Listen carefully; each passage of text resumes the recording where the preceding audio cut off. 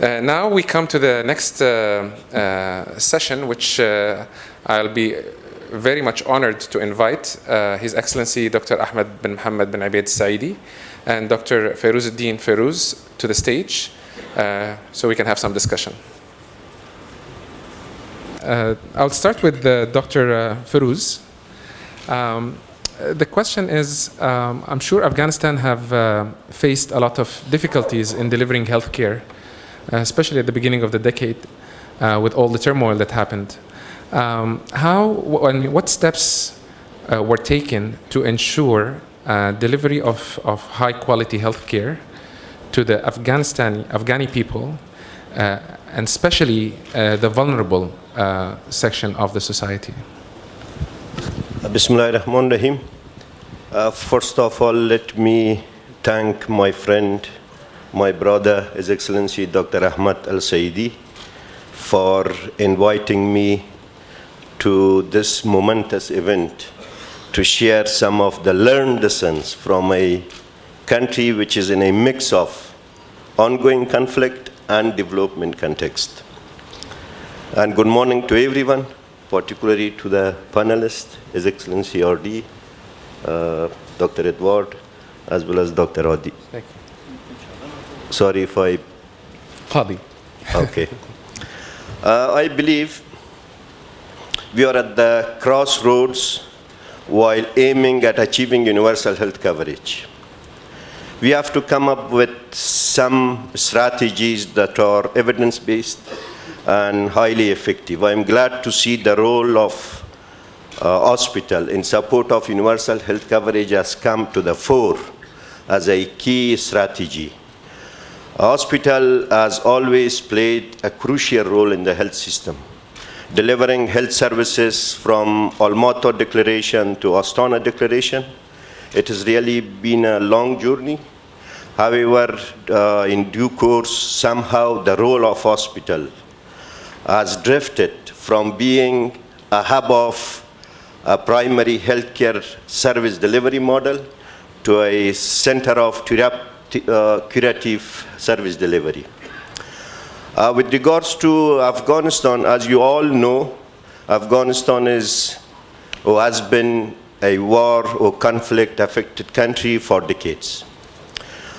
In 2002, after the fall of Taliban, we started rebuilding the health system. We thought that the war is over, and the context is a post-conflict context. While we were laying the foundation of an equitable quality primary healthcare services, we developed the basic package of health services as a development tool to address the health needs of our population, as well as to delineate the services that should be provided by the different types of primary healthcare facilities, as well as to specify the number of staff, equipment, materials, and medicine. Criteria for selection or for selecting interventions under the basic package of health services were to give the greatest impact on major health problems, to give equal access both in rural and urban areas, to be cost effective, as well as to be achievable given the limitation of infrastructure and human resources. Also, we did costing exercise. We came up with the cost of that package that we defined. The cost was estimated $5 per capita per year. Then the Ministry of Public Health Hospital Management Task Force realized the need to develop a framework for the hospital element of the system. We came with the development of hospital package of essential services with three purposes. One was to provide standardized hospital services at the different level. Second, to guide us, ministry, private sector, NGOs, and donor communities on how the hospital sector should be staffed, should be equipped, and provided materials and equipment. And the third purpose was to strengthen the referral and to link between primary health care and hospital services. So these two packages still the key pillars of our health service delivery model.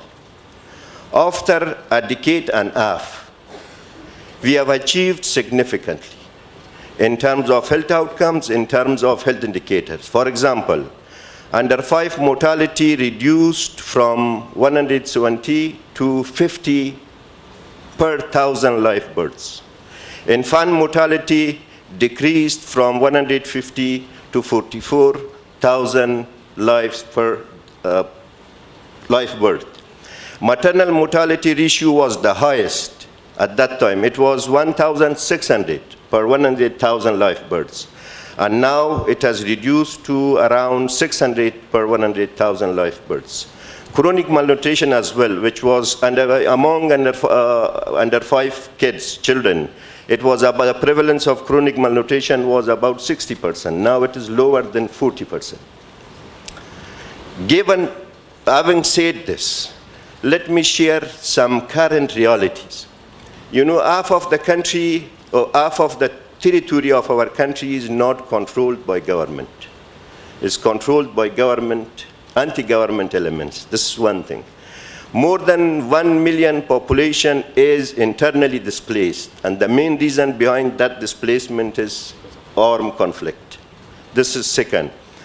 Increasing number of returnees from neighboring countries, and we are expecting in coming years more than 2-3 million population that are coming back. This is one thing. Second, life expectancy at birth has increased from 43 years to 65 years as a result of basic package of health services. Now we are suffering from the burden of chronic disease. Armed conflict is the third cause of morbidity and mortality in Afghanistan. So I can say, in an ongoing conflict and development context, we are suffering from triple burden of diseases. So to address this, what we did, we undertook a task to revise the basic package of health services as well as the hospital package of health service in the light of DCP3, using relevant volume of DCP3 as a guide as to the international cost-effective interventions. And we developed and we made these two packages, and we came up with an integrated essential package of services.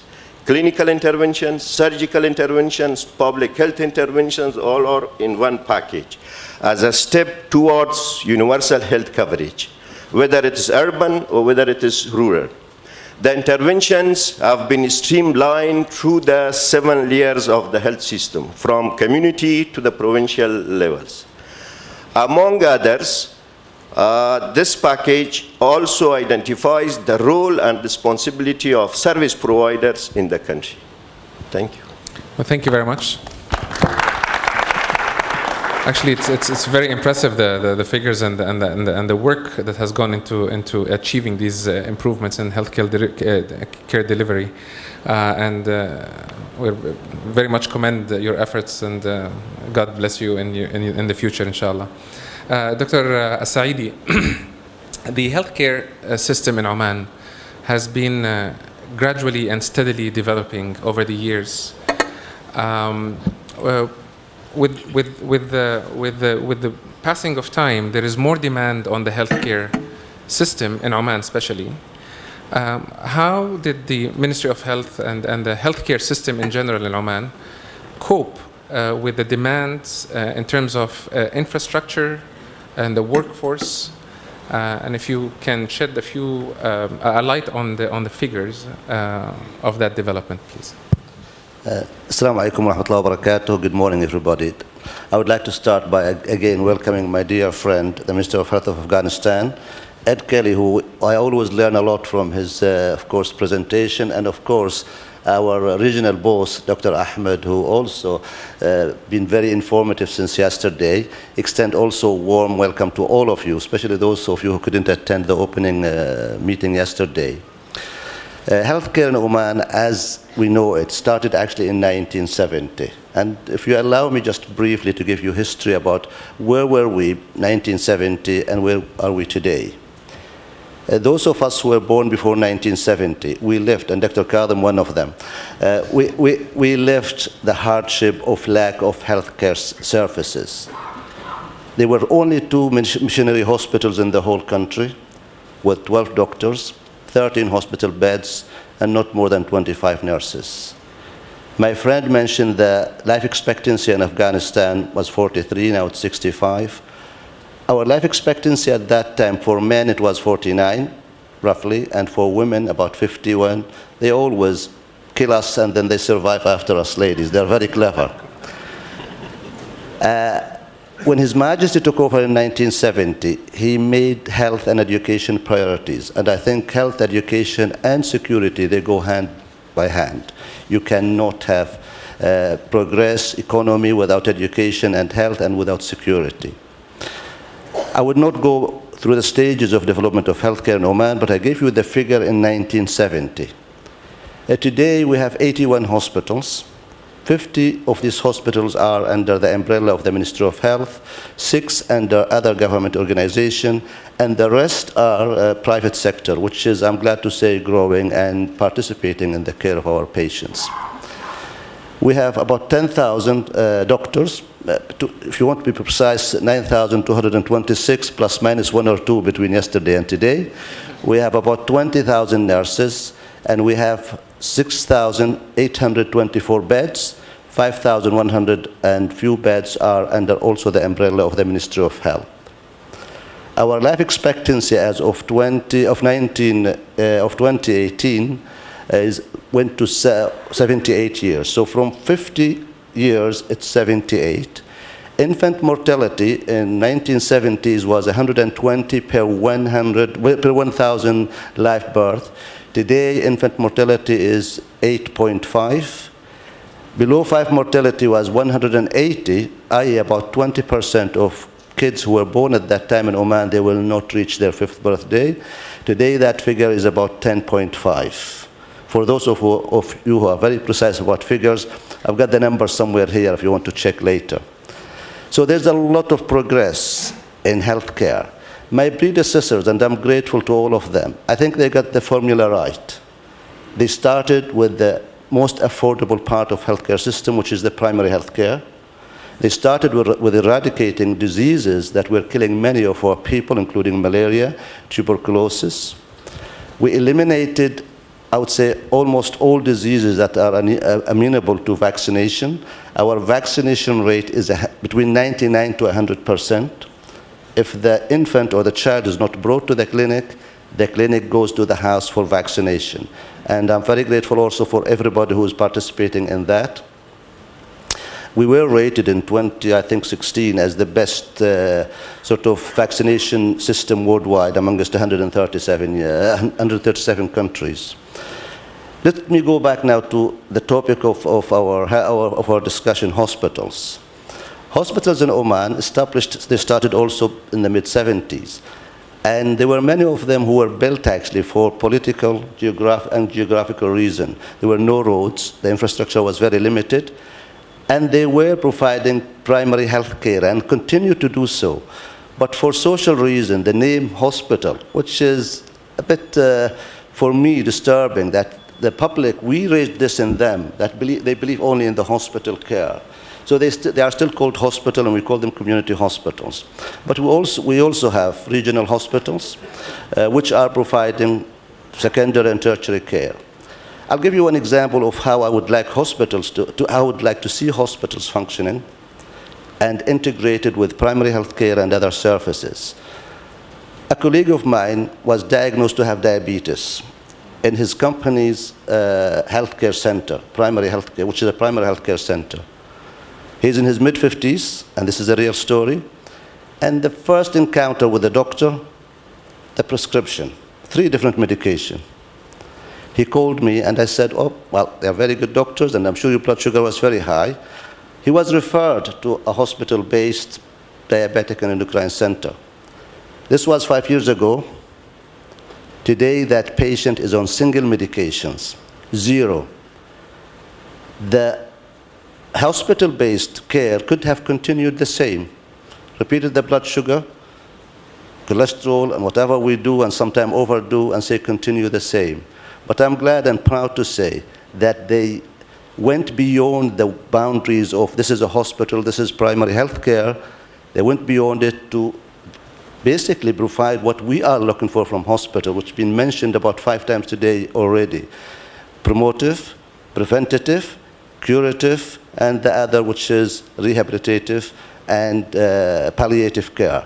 That person was saved from the complication of diabetes by only modifying his lifestyle, the advice of the team who looked after him.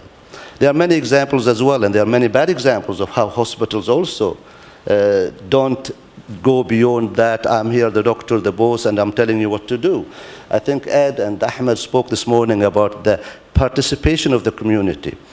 Briefly, in Oman, we have 11 government, and in each one of them, there's a Director General of Healthcare, and they have autonomy. And the regional hospitals also have some autonomy.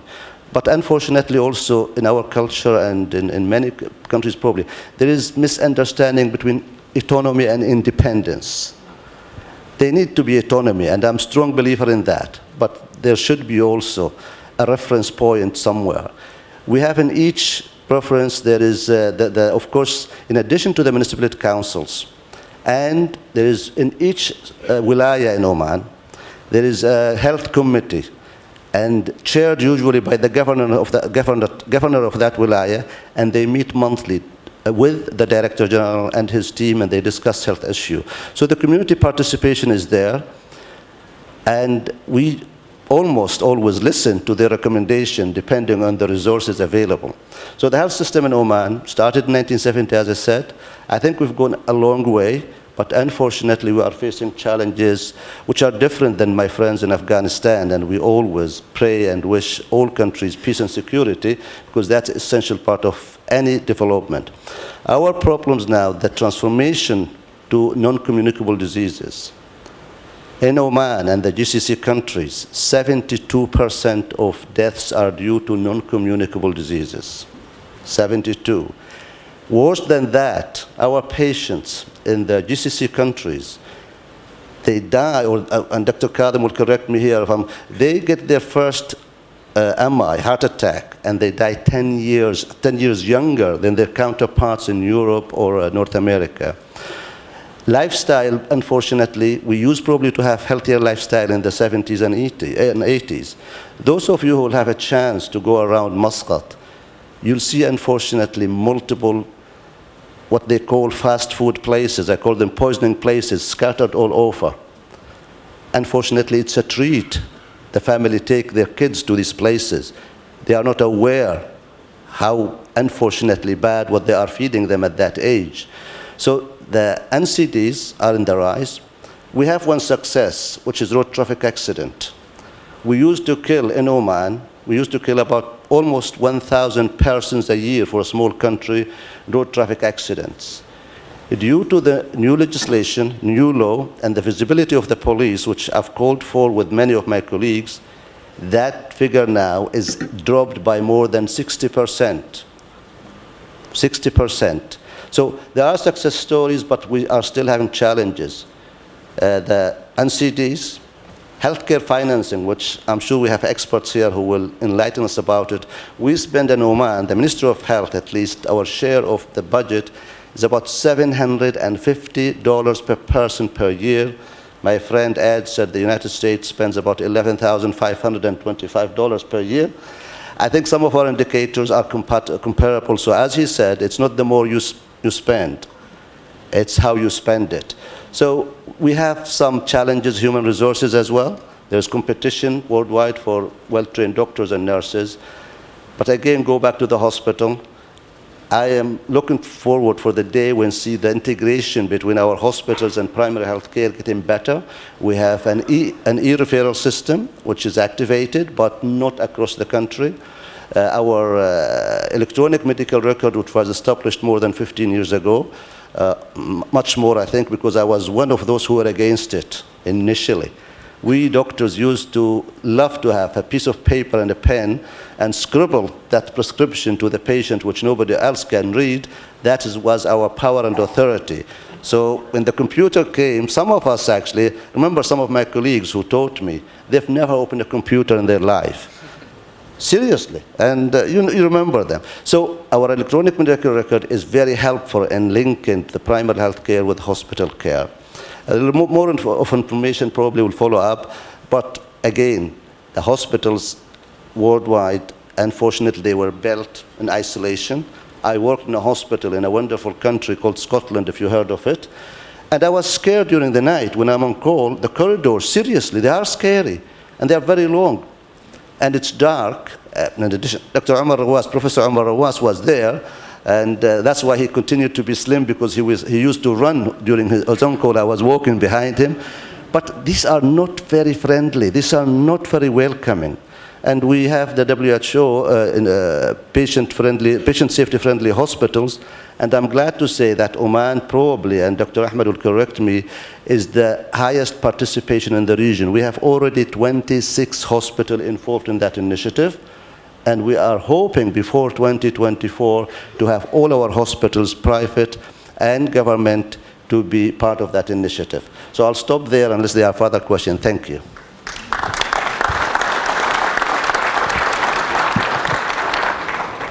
Thank you very much, Your Excellencies, for a very enlightening session. And we are honored to have you on stage, and we will end the session by thanking you again for very valuable information and input. And we will have the questions later on, maybe from the audience. And no questions from the panels? Thank you very much. I appreciate it. So we come to the last part of this session, which is basically hearing the young voices. And I would like to invite to the stage Mrs. Melinda Bemis, who is representing the Young Executive Leader Network.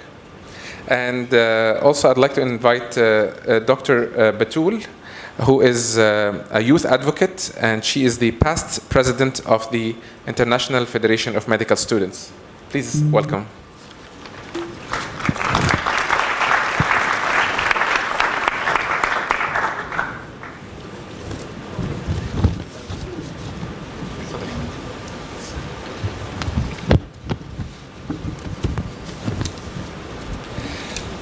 Welcome to the stage, and I think I would invite also Dr. Ahmed Mandhari and Dr. Kelley to contribute to the questions. Through your voices, we want to know from your perspective, why do you care about the declaration, the Astana Declaration, the Al-Ma'ata Declaration, and how do you see the future of hospitals in the development of universal health coverage in the future, from your own point of view, from the executive point of view, and from the clinical and educational point of view? It's an open question, so you can start. Okay. So I think it's an important question that we always look forward to the future and how we imagine hospitals would look like when we reach universal health coverage by 2030, hopefully. And in order to do that, for me personally, I think we should try to address the invisible elephants in the room, which is the neglected issues that we tend to forget, or we choose to forget to talk about. And one of such things is, for example, as a medical student, for 6 years I studied medicine in Jordan. And I was always educated and trained within the walls of hospitals. And regardless of how many times we emphasize the importance of bringing the health workforce towards serving rural populations, towards working in primary health care or addressing the social determinants of health, it's a fact that all around the world, the leading organizations in training the health workforce are still hospitals. Which is more integral than ever that hospitals should complement and collaborate with primary health care and ensure that we deliver a social accountable education and training to bring a capable health workforce able to address communities' needs. However, the fact is that currently medical students or health students, they are brought up in a way to look forward towards the prestigious position, specialty within the same organizational system that we talk about.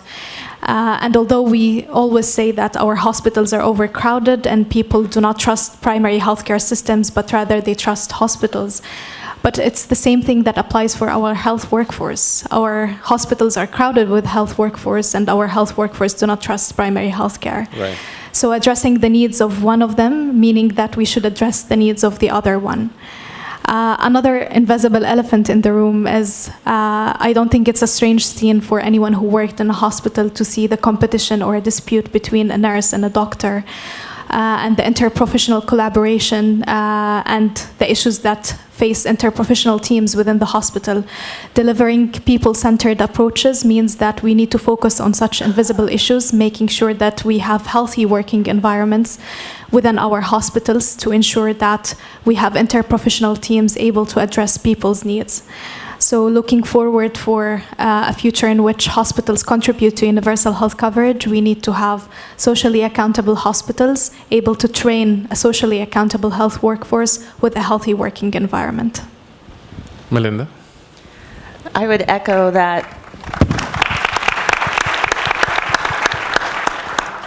Similar to the need to transition the training for the clinical workforce in response to this, similar training and leadership competencies necessary also need to reflect this.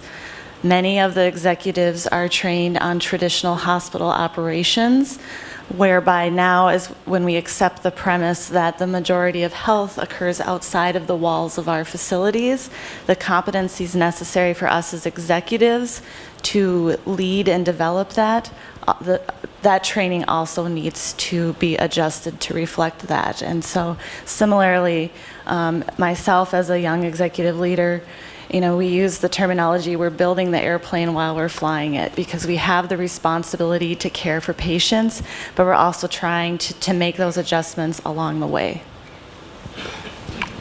Ahmed, do you have a question? Thank you, Hani, for leading this discussion, and thank you for your comments, very stimulating comments. In fact, just I'd like to share with you two messages that based on my own personal, and I'm sure many of my colleagues will share the same. One of my own personal experience when I was a student in the 1986, when I joined the university hospital, Sultan Qaboos University College of Medicine, and you remember, Hani, we have gone through that experience. College of Medicine started a project. They call it Community Health Project, if I am not mistaken. And we were in the first batch of College of Medicine students. They selected for us Fanga village, which is about maybe 30 kilometers away from the university. It is a small village in the interior of the country, and it is a rural area. At that time, in the 1980s, we have a prevalence of trachoma. So based on data by the Minister of Health that time, they approached the university administration. They said, this is the issue. So our teachers, they decided to do a community project. So during the summertime, they took us, students, we were around 42 students, the first batch, and we did a surveillance of Fanga village. We identified houses, we gave numbers, and we made a sort of registry for each house. They trained us on how to do lid retraction, how to give tetracycline that time, ointment, and we made a plan for each house. Anyway, we started that project. Sometimes we face, shouts, and they throw us out of the house because they thought we are coming there to just make them blind more than what to serve them. Anyway, that project took us during the summertime 2 months, and it showed a success.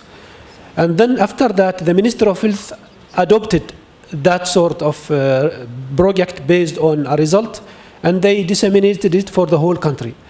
The message behind here that, when you go to the community, identify their needs, and start even through a simple way, definitely it may get bigger and bigger, and it will have a very huge impact. So in order for us, yes, now we need hospitals. We have to design good hospitals that will fit the need of the future, but we need to go to the ground root level to identify the community needs. We have to create that sort of link. My second message, I worked as a physician in a clinic, a primary healthcare clinic at the University Hospital, and I worked as a hospital administrator with my colleagues, Dr. Hani and others.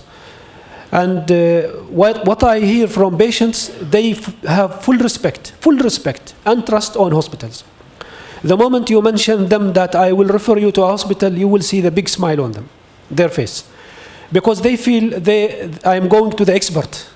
I see a family physician, yes, but he's still not yet, or she is not yet the expert that I need to get the care. And I myself, in fact, communicated with Prof. Omar Rawas, with Hani sometime, with all of the colleagues, calling them from the clinic to see patients. And patients themselves, they thank me, for referring to them, and then they come back again. So what I want to say here that, community, the whole community is having full trust and respect on hospitals. But unfortunately, hospitals are not making use of that trust and respect. They just go there, they treat them, they give them medicine, and they send them a message that, we are here to serve you. When you get ill and sick, we are here to serve you. Yeah, exactly. You have to come to us. But the message, we are not coming to you. We need to, do it in a bit reverse way. We need to send the message to the patients whenever they come to us to the hospital that we are here to help you whenever you need us. But first of all, we don't want you to come ill and sick. And this is the list to make you healthy. And if, God forbid, you get ill and sick, we will do our level best to come to you. Through, you are the expert, different ways of doing it. So these two things that I'd like to share. Thank you. Thank you very much. Thank you very much for these messages. Dr. Kelley, we have a question for you from the audience. How do you define an ideal integrated service delivery? Should it be structurally bound between hospital and primary health care, or could it be just functional? That's a very good question. Always definitional questions. Usually we wait until day 2 of the conference for these types of things where people say, really, what do we mean by quality, or what do we mean by... Anyway, but I think when WHO talks about integration and integrated service delivery, it really is talking, actually probably in many directions, but to pick out 2 principal directions. So really integration across the levels of the system. So exactly what Dr. Mandhari is talking about, that you do not have this big gap between hospitals and the rest of the healthcare system. And actually in many of the countries I visit, which is not the case here or in other, some of the places in the region, but in many countries I visit, even in our ministries of health, we have one person who is the DG for hospitals, and then another person who's DG for disease programs, and then a third person who's DG for sort of everything else. Silos. So you have these silos. And so that integration is one dimension of it. And then I think we talk about the integration which is linked to that across the care continuum. So thinking about care delivery from the patient's point of view of the patient pathway and how they pass through it. So those 2 dimensions I think are really important to think about, and coming up with actually the metrics that we can measure how well we are delivering on that. I said one time long ago, if WHO could measure one thing and drop everything else it measures around service delivery and just track how often people are admitted to hospitals when they're not supposed to be admitted to hospitals. How often do we send people to hospitals for asthma, for diabetes, and other similar situations? If we just measured that, we would be doing a big step forward on assessing integrated care. Thanks a lot. I think, Batool, this would be a good question for you. Would dropping the titles between colleagues, nurses, and doctors improve communication and work relations?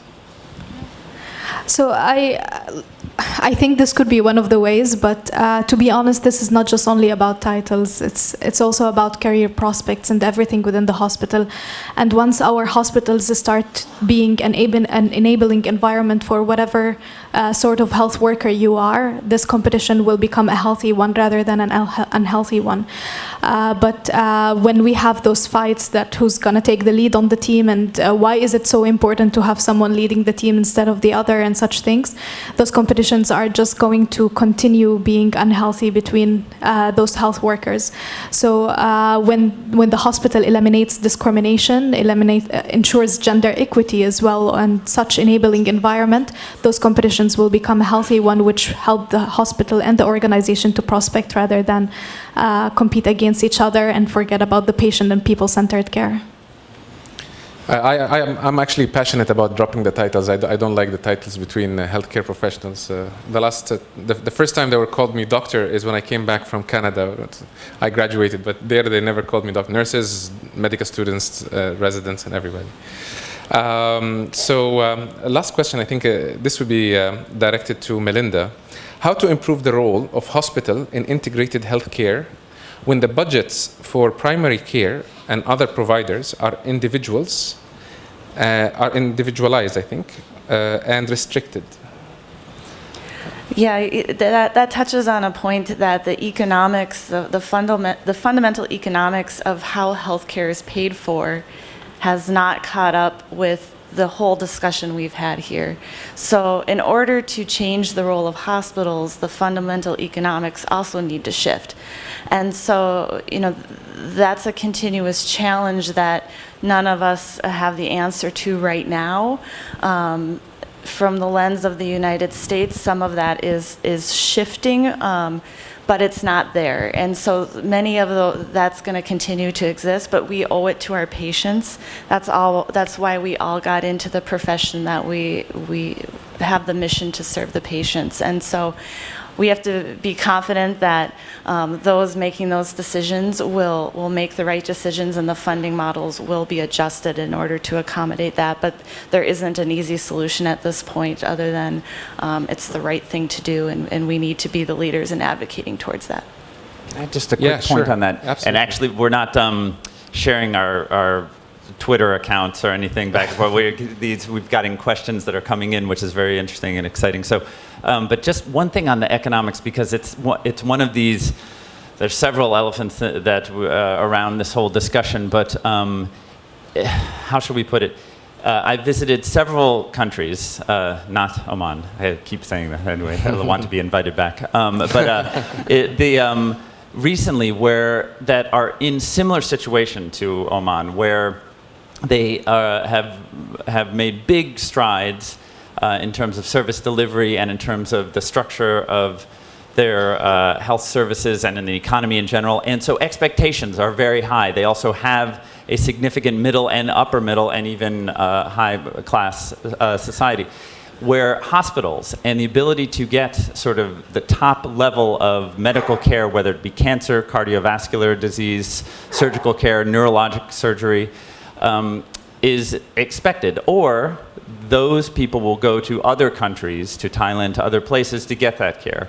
And there are a number of countries around the world who are in this situation that are making, I was just in one not so long ago, that was making big strides on their primary health care because they had just introduced stronger water sanitation at primary health care level, invested in non-communicable disease screening at primary health care level, but at the same time they are dropping perhaps 10 to 20 times that on one new cancer surgery center at the main hospital center that will be only available to a very top small slice of the population. So this rising expectations and the economics of healthcare delivery are something that we need to deal with more in this whole question of simultaneously strengthening primary healthcare in hospitals. Dr. Ahmed, in 3 short sentences, 3, specified 3, and short, how would a hospital support a primary healthcare center? It is a very difficult question to me. 3 and short. Yeah. One support that we need from colleagues working in hospital is, to help reinforce and strengthen the trust of community members on primary healthcare facilities and colleagues working at a primary healthcare level. Because sometimes the message, as a family physician, we receive from patients that colleagues in the hospitals sometimes are telling them, we are the expert and we are the one to solve your health problems. So the trust among community members on primary care is a bit low. So this is one message that improve patients' trust. Please, when you receive patients from, referred to you from primary health care, tell them, very nice, well cared by the primary care physicians, continue going to them and we will support them. So this is one message. The second message, please, go to other dimensions of healthcare. It is not, your role as a physician in a hospital is not just for the curative service. You are for the, as His Excellency mentioned, for the promotive, preventive, rehabilitative, and definitely palliative. And for me, as physicians, we are not only physicians. We may play the role of a teacher. Sometimes we may play the role of a religious person, and I remember myself cases or situations in which we play more than the role of a doctor or physician. We play the role of a teacher by teaching them the best way of behaving when it comes into healthy lifestyles. We sometimes play the role of being a religious person, guiding them towards the right sort of behaviors. And I'm sorry to say it, but this is sometimes we have to do it to convince patients. So there is more than just the curative rule. My third message is, as it has been mentioned by all colleagues, the amount of resources given to hospitals are really huge. And it is consuming a large share of the budget, the limited budget, and sometimes the very scarce resources in the hospitals.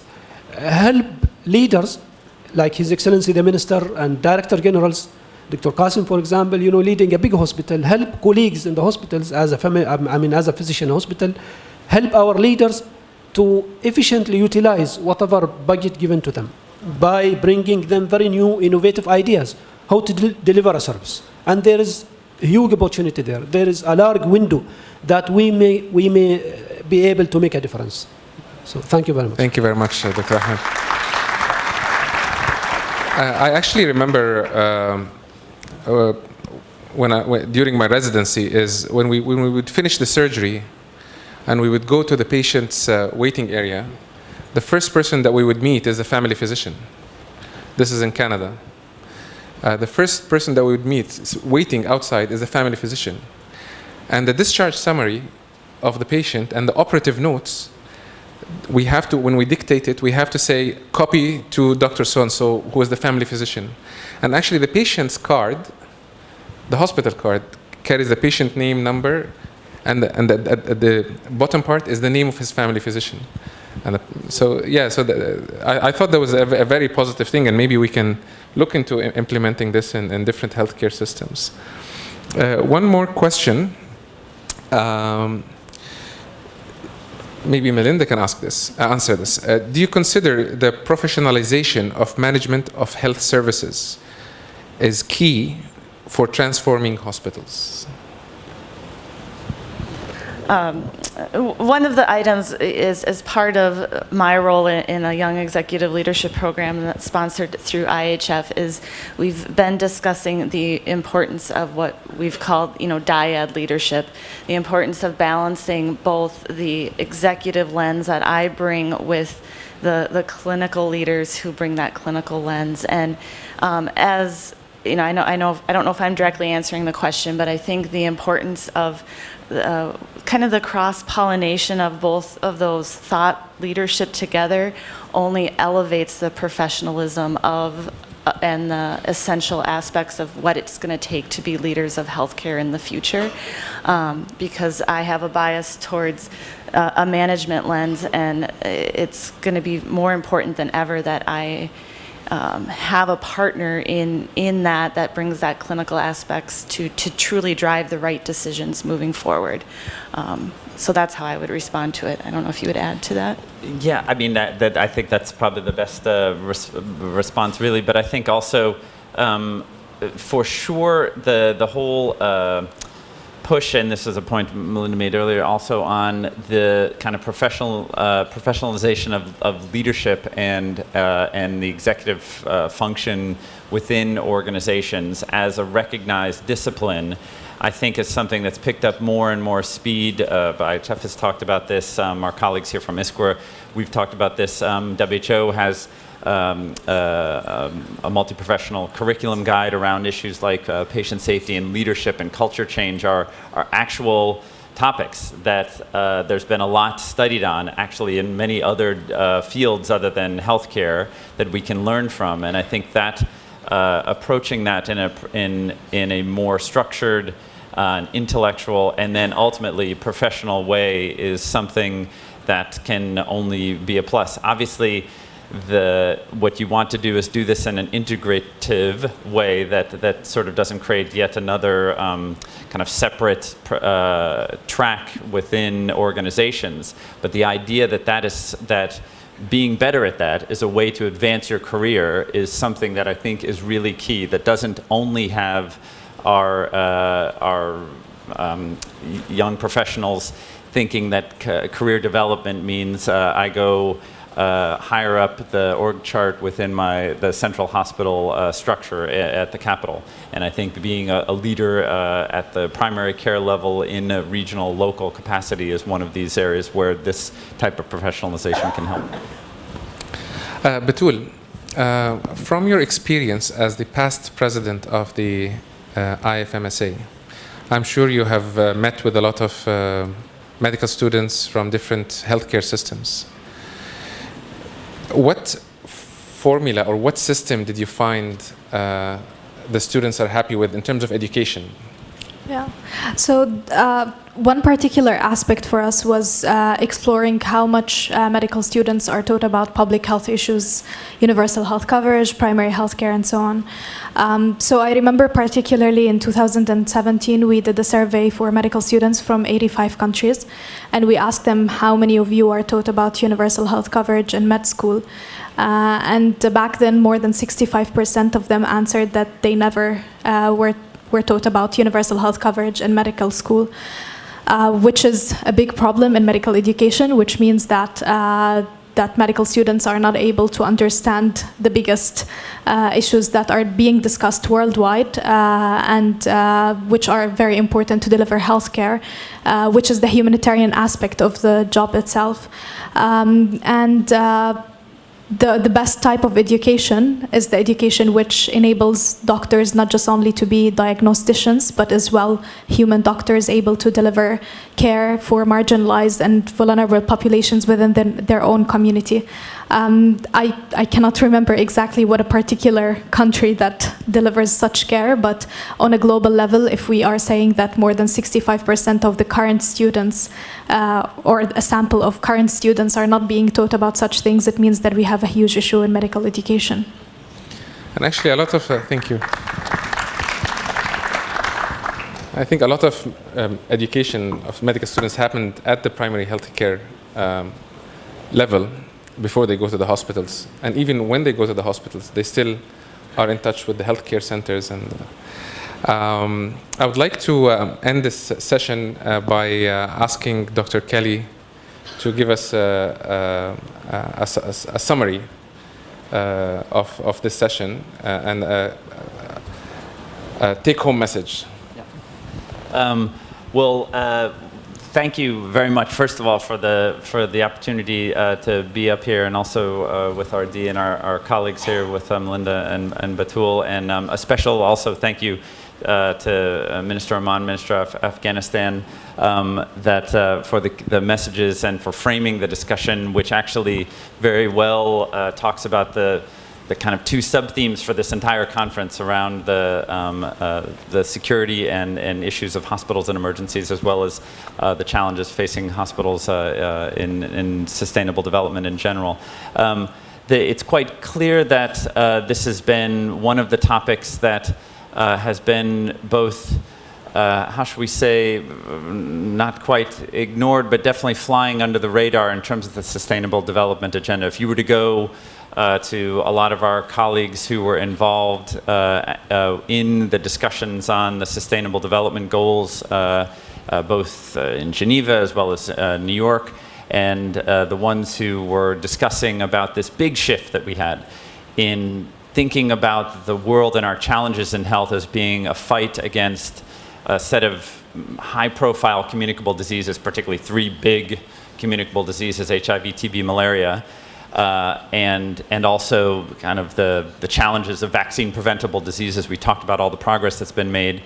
And to now this idea that health, much as both our ministers highlighted, is perhaps one of just a couple of the key foundation blocks to sustainable societies, health, education, and security being 3 that are really interlinked. It is quite clear that in all of those discussions, were sort of hospital executives present, were hospital leaders sort of talking about the role of hospitals there. Actually, we would have to be honest and say no, it really was not one of the first things that sprang to people's lips.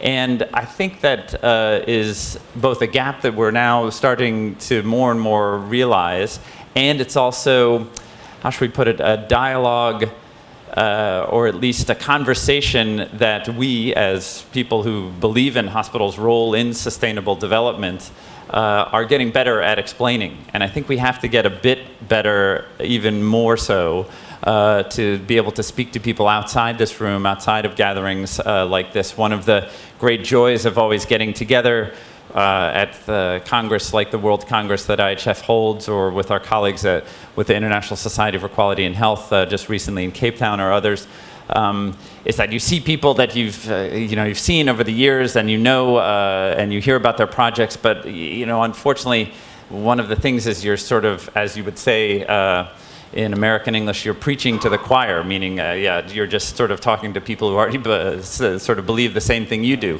So I think our job really is to try and spread this sort of message broader. WHO has already, within the region, I've said this to Dr. Mandhari before, so I'm not just flattering him on this occasion, but it's clearly in this area around hospitals, around service delivery, around primary health care, and around safety and quality, clearly the most dynamic of all the regions that we have at WHO. So you have the opportunity of holding this conference here in a place that has lessons to show to not just within the region, but to all regions. But I think that opportunity to bring that forward needs to be something that we focus on. I'll close with this. Recently, anyway, probably some of our colleagues here from China, which has been an amazing story in many cases in terms of health reform. I had the good fortune to be one of the steering committee, or advisory committee rather, on the evaluation of 10 years of huge health reform in China. Nothing is small in China. But anyway, this was very big health reform that's gone on. And what probably the key message that came through is there has been not enough focus on primary health care and how to link the hospital reform with primary health care. So exactly what we are talking about here. We spent 2 days going through and people saying, yes, we need to link hospitals and make primary health care better. It's really need to focus on primary health care in terms of investments, and we really need to shift. And I say, okay, can I ask a question? This was to the panel. If your son or daughter were ill, where would you take them in terms of, with a fever, but not a fracture or something, with a fever? Where would you go? And they say, the pediatric specialty hospital here in Beijing. And I say, well, wait, we just finished talking about the role of primary health care. And they say, no, but you don't go there because it's not you go over there where they know what they're talking about. So it's even with our colleagues all of us who know, what does that mean? That means that 2 things. One, we haven't done enough in terms of strengthening this link. We haven't done enough in terms of showing actually how these are together. But we also haven't empowered our populations enough to understand this role of themselves in terms of guiding through and giving them the tools to be able to make this. So I think this is an agenda for us, for hospitals and primary healthcare leaders, for policymakers, but also an agenda for our entire populations. Thanks. Well, thank you very much. At the end of this session, I would like to thank Your Excellency Dr. Ahmed Saidi, Your Excellency Dr. Feroz, Minister of Health of Afghanistan, Melinda all the way from Minnesota, thank you for fighting the jet lag and coming up on stage. Batool from Jordan, thank you very much for your input. And of course, my colleague and my ex-boss again, Dr. Ahmed Al-Mandhari, we are very, very proud of. And Dr. Ed Kelley, who has been instrumental in this session. Thank you all very much.